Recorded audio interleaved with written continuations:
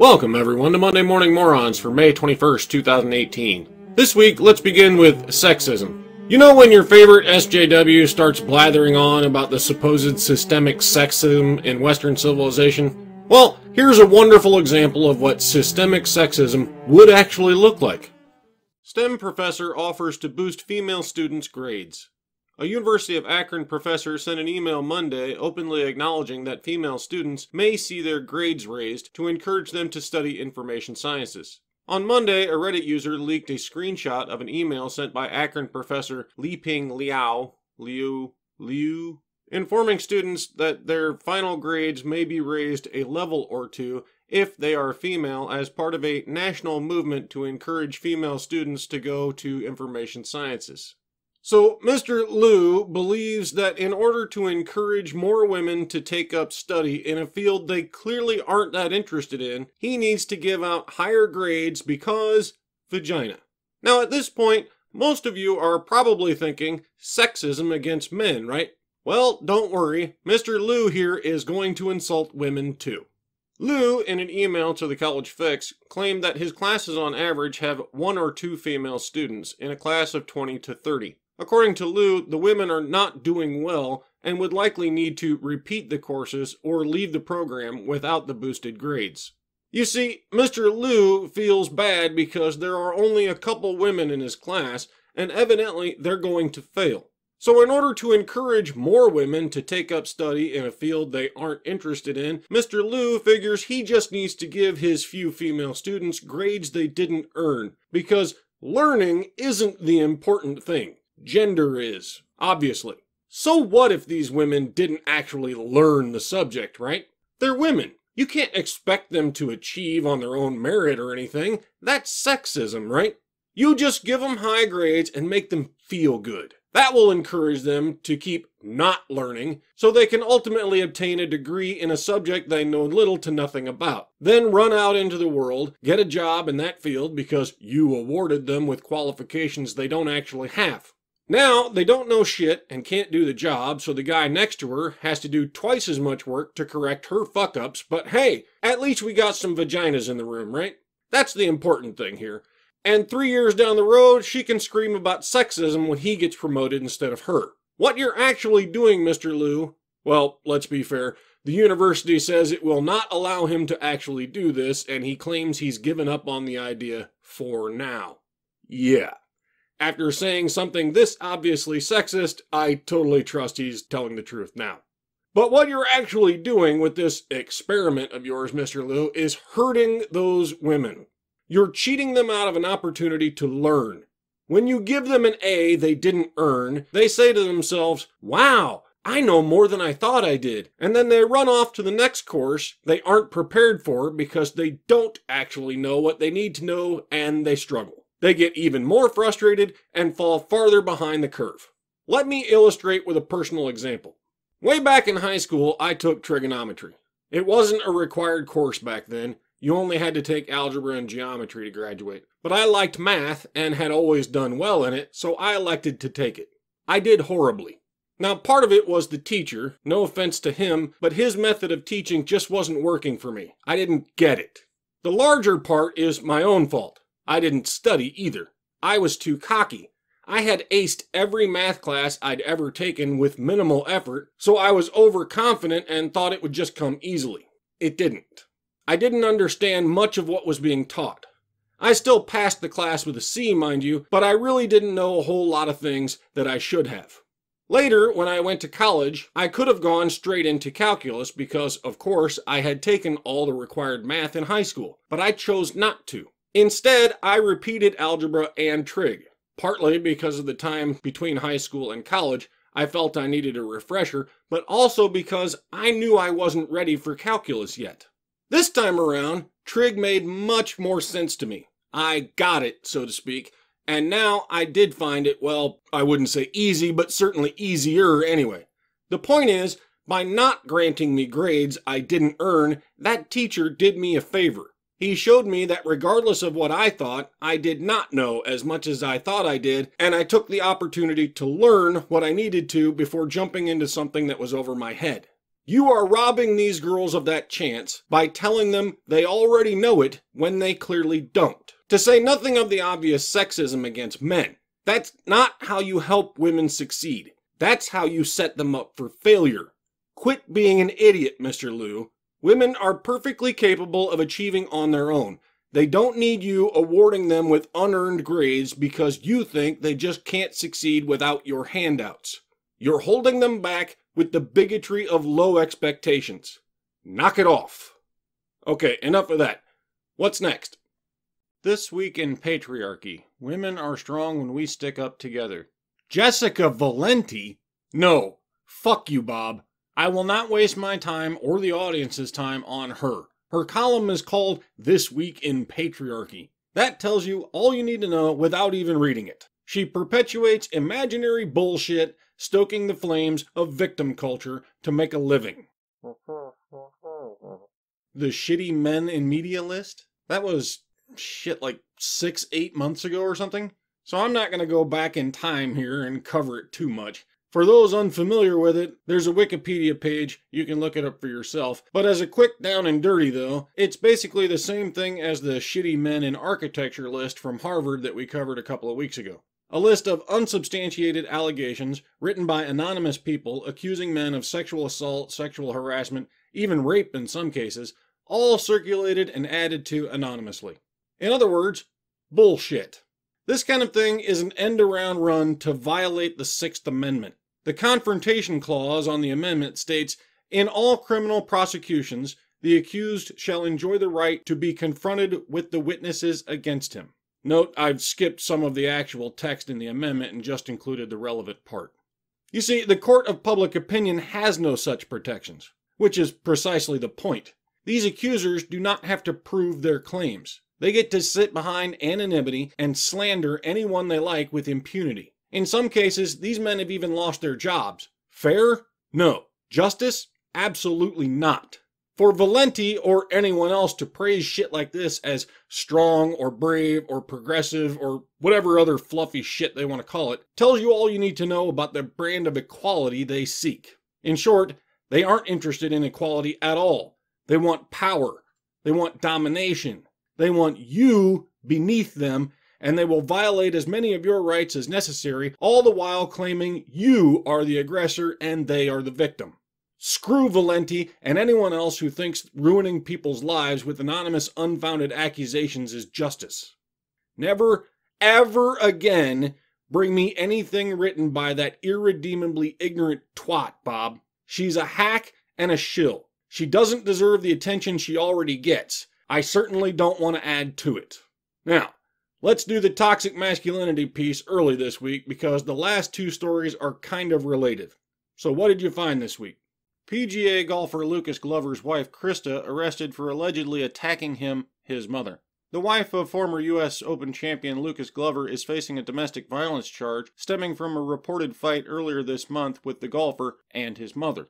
According to a police report, Glover and his wife Krista got into some sort of altercation after the third round of the Players' Championship in Florida, where Glover shot 78. Lucas told deputies how when he plays a bad round of golf, Krista proceeds to start an altercation with him and telling him how he's a loser and a pussy, how he needs to fire everyone, and how he'd better win or her and the kids would leave him and he would never see the kids again, the police report read according to the Daily Mail.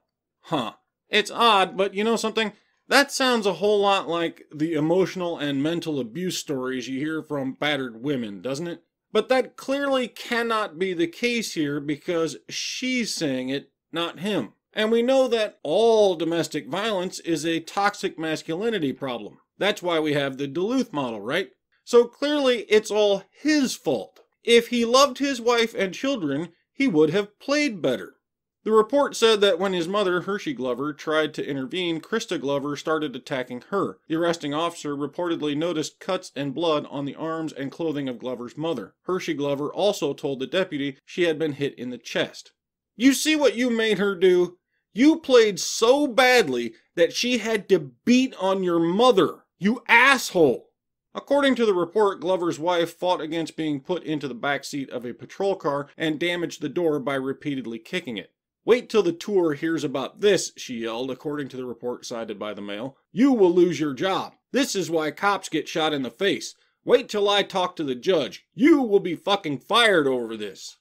And here comes the patriarchy to the rescue. Why on earth did they arrest her? Clearly, she's the victim of her husband's bad golf, you misogynist fascists. Why aren't you locking him up? Krista Glover was arrested Saturday night and taken to St. Johns County Jail. She was released the next day after posting $2,500 in bond. She faces a May 31st court date on misdemeanor charges of domestic violence, battery, and resisting arrest without violence. Glover confirmed on Twitter there was an altercation. "Everyone is fine," Glover said. "Regrettably, although Krista was charged, we are comfortable that the judicial system is able to address what actually happened and Krista will be cleared in this private matter." Ah, clever. Very clever. He's playing 4D chess here. Do you see it? He sounds just like a battered wife, defending the abuser. Almost like he's trying to convince us that he's the victim. Well, it won't work. You're a man. You can't be a victim. Case closed. Now, for the love of all that is holy, please stop torturing that poor helpless woman and play better, you inconsiderate jackass. Okay, so now we get to the two related articles. It's a little good news, bad news kind of thing. So first, the bad news. No whites allowed day of absence lives on despite last year's uproar at Evergreen State College. In addition to POC-centered events, there will be anti-racist workshops for white folks. Remember Evergreen College and their anti-racist day of absence? You know, the day where they demonstrate just how racist they aren't by deciding where you can have a class based on your skin color? Yeah, well, it's back with some new racist or anti-racist programs for the honkies. Students at the embattled Evergreen State College, which made national headlines last year after it hosted an event that asked white people not to come on campus for a day of absence, have organized a new iteration of the controversial event despite administrators' efforts to shift gears. Notice the lack of support from the administration? Hold on to that thought, I'll show you why in a few minutes. Students at the Olympia, Washington-based public school have organized a 3-day day of absence observance that includes a mix of events on and off campus. Some gatherings are advertised as open to all skin colors, and others ask that only POC or people of color attend. A poster hung at the school obtained by the College Fix declares that the No Whites Allowed self-segregation events will be held off campus and asks people to RSVP at a website that spells out No Nazis Allowed in its URL. Now, here's the key difference, and I don't know if they even realize this important distinction or not, but see where the exclusive POC-only place is now? Off campus. RSVP required. In other words, it's a private party, which you are free to do, by the way. The difference between this and last year, you insisted that a public university campus was your private place. It is not, and you do not have the right to discriminate there. At a private party, you do. I still think you're perpetuating racism, but in a private setting, you're entitled to be as racist as you want to be. So enjoy your self-imposed segregation. The events launch today and run through Friday, according to organizers, who are not interested in media coverage of their event, according to the Facebook screenshot obtained by College Fix. Can't imagine why they wouldn't want their racist shit in the media again. Worked out so well for you last year, right? Which brings us to the good news. Plummeting enrollment prompts $6 million budget cut at Evergreen State. Remember that lack of support from administrators? Yeah, now you know why. Evergreen State College has announced that it is planning to cut $6 million from its budget in an effort to offset rapidly declining enrollment rate. The cuts were outlined by President George Bridges in a May 8th memo to the Board of Trustees and are accompanied by plans to raise various student fees by hundreds of dollars, the Olympian reported last week. Yep, the college is losing money, and it's not a $6 million loss. It's actually far more, but now students who do attend there will have to pay even more money to help make up for the shortfalls. The announcement comes nearly a year after the college was rattled by riots following former Professor Brent Weinstein's decision to question the school's day of absence, which involved asking white students to leave the grounds for a day of off-campus programming, while students of color participated in on-campus workshops.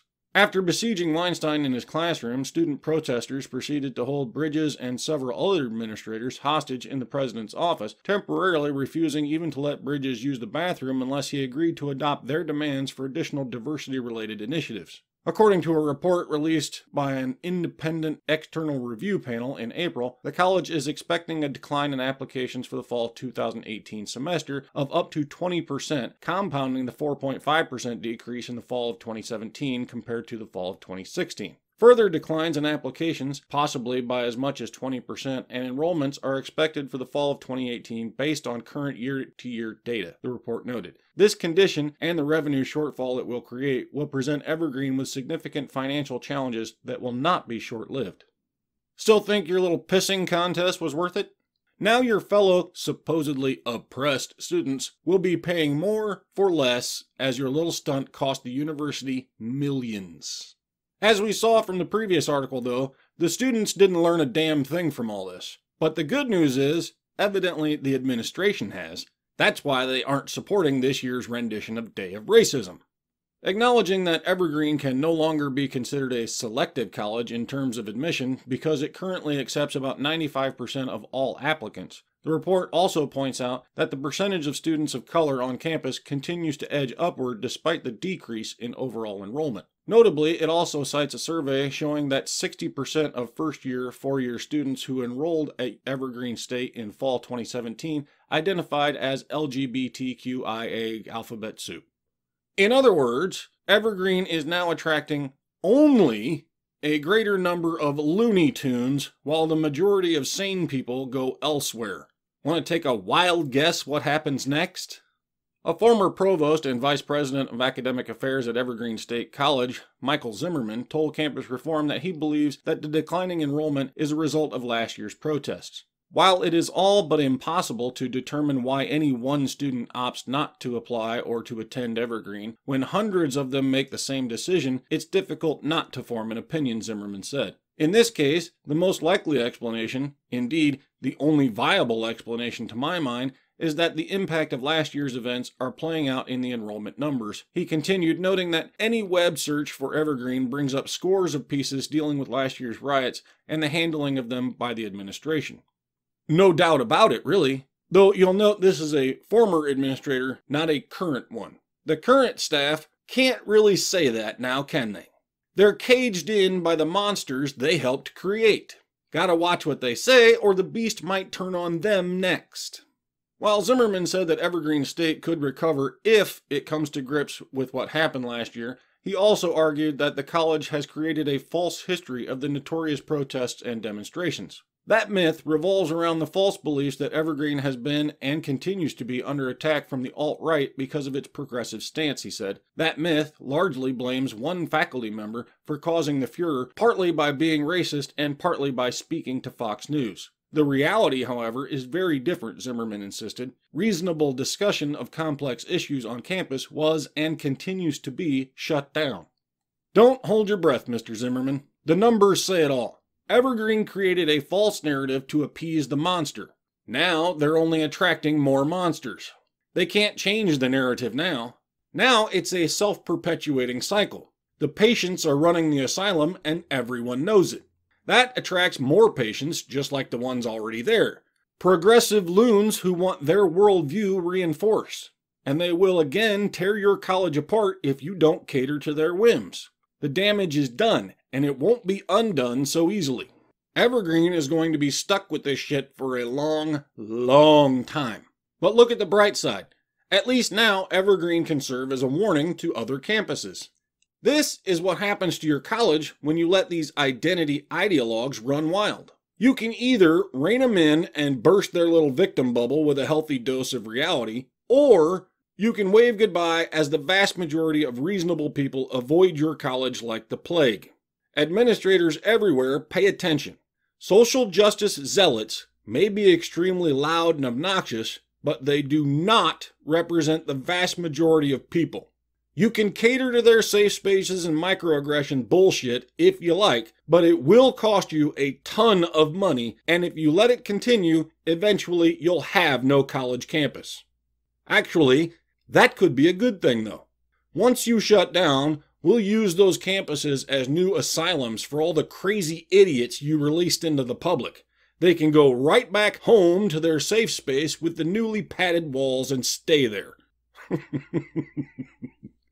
That's it for this week, folks. Remember the social justice mantra: women are victims, men are oppressors, and feminism is just about equality. I'll see you all next time.